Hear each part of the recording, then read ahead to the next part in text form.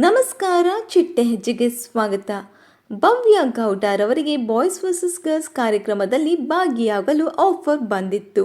ಆದರೆ ಈ ಆಫರ್ನ ಭವ್ಯರವರು ರಿಜೆಕ್ಟ್ ಮಾಡಲು ಕಾರಣ ಏನು ಗೊತ್ತಾ?